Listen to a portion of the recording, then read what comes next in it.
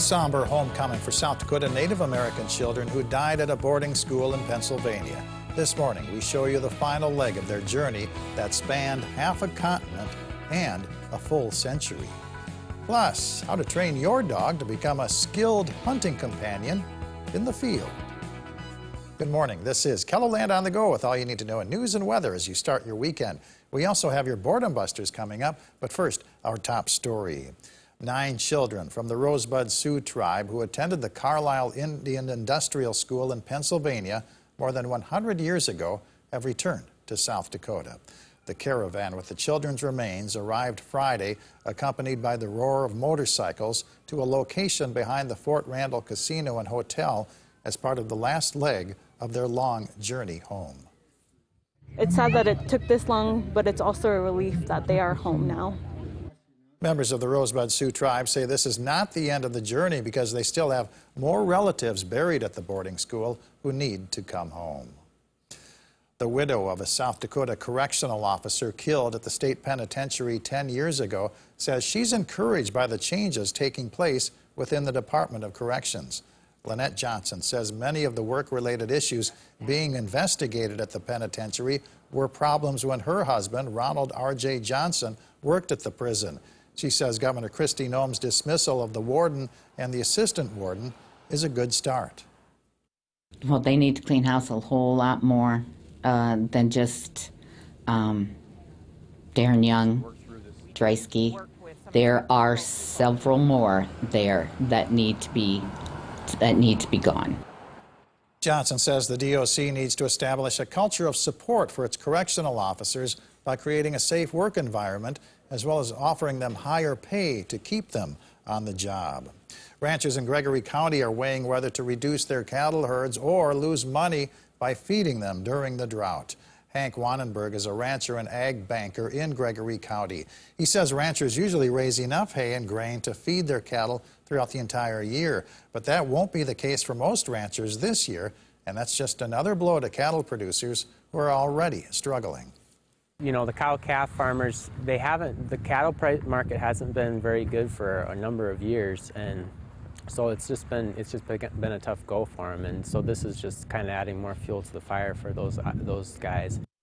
And prices won't be improving as the drought goes on. Wannenberg believes calves won't be as valuable at the sale barn this fall because feedlots won't be able to feed them and turn a profit. Let's get our first check of the forecast now with meteorologist Adam Root in the Storm Center. Good morning, Adam. Good morning, Perry, and good morning, everybody. It's a quiet start to the day, but later this evening we could see some activity, especially in central and western parts of KELOLAND. But we'll start at Great Bear this morning, 64, a light easterly breeze at just 5 miles per hour. So it's a nice start to the day if you want to get outside and maybe go for a walk or a bike ride or anything that you may want to do for this first half of the weekend. 62 as you head toward Brookings, 67 though Mitchell and in Huron, 59 Sisseton and Ortonville, 64 Aberdeen, a pair of 6s at the Capitol, 63 Faith, as well as Rapid City and Watertown. Winds are generally light out there this morning, around 5 to 10 miles per hour, predominantly out of the east by southeast, and that's going to help bring in a little more moisture, which will also help support some showers and even a thunderstorm or two. We have a few showers in Hardin County this morning, and one little cell right between Huron and Mitchell that's trying to get its act together, but a little, if anything, is expected as we head through the day east river. It's to the west where we're going to keep an eye on the better chance for some activity. We'll talk about that and the rest of your 7-day forecast coming up. All right, looking forward to it. Thank you very much, Adam. Well, hunting is a popular sport across KELOLAND, and Shields in Sioux Falls is offering a seminar to help you properly train your dog. The event is today and Sunday with expert dog trainer Dan Griffith leading the 90-minute session. He says a dog's keen sense of smell is the key to unlocking their hunting ability. A dog perceives the world through his nose. You and I perceive the world through our eyes and our ears. They perceive it through their nose. And so those things will really help you understand how to train your dog and be your dog's best friend while your dog is being your best friend. The seminar starts at 2 o'clock today and Sunday at Shields. Do not bring your dog. Griffith will demonstrate with his dog. If you'd like to attend, we've provided a link with registration information under this story at KELOLAND.com. Twin Cities hip-hop artist Nerd D is the featured performer of tonight's Levitt at the Falls concert in downtown Sioux Falls. The lawn of the Levitt Shell opens at 6 p.m. The free music starts at 6:30. Ernie Haas and Signature Sound present a concert of gospel music at the O'Gorman High School Performing Arts Center in Sioux Falls. The performance is at 6 p.m. Tickets are $25 and $35.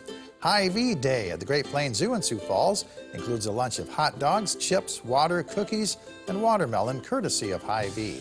Serving time is from 11 to 1. The cost is a zoo admission. The Center for Western Studies at Augustana University is throwing a summer arts celebration at the Hilton Garden Inn in downtown Sioux Falls. You can check out works by local and regional artists from 10 a.m. to 6 p.m. American Legion Post 15 and VFW Post 628 are hosting a Tribute to Fallen Soldiers ride in Sioux Falls. A ceremony will take place at 6:45 p.m. in the east parking lot of the South Dakota Military Heritage Alliance. A dinner follows at 7:15 with the presentation to families of the fallen soldiers. A single ticket to the dinner costs $30. A table of 8 costs $240. Danish Days in Viborg includes a parade at 10:30, a craft and vendor fair at 11, a dunk tank at noon, and a street dance at 9 p.m. The Granite Threshing Bee in Granite, Iowa includes demonstrations at 10 a.m. and 3 p.m.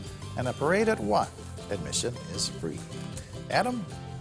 Well, overall, it's going to be a pretty quiet day to get outside if you have the chance to do so, especially East River, and it's also going to be pretty seasonable, too. But to the west, add about 10 degrees to what we have for noon and 5 p.m. You'll get your temperatures out there, and we're also going to have to introduce the chance for some showers and thunderstorms along the way, with an upper-level trough that's going to slide eastward and act as a focal point for some activity, especially, again, to the west. But for the time being, just a little cell between Huron and Mitchell trying to make its presence known, as well as a couple of very light showers in the Buffalo area. But later this evening, we do have a marginal risk of a 1 out of 5 for severe weather, especially along and west of the Missouri River Valley. Gusty winds and hail will be the primary concerns with any storm that does pop up. Overnight into early Sunday, we're going to watch south central KELOLAND for the chance at some moderate to heavy rainfall, not to mention another round of stronger thunderstorms that may try to pop up. A few scattered showers are not out of the question East River on Sunday, but if we do get anything there, we're not expecting much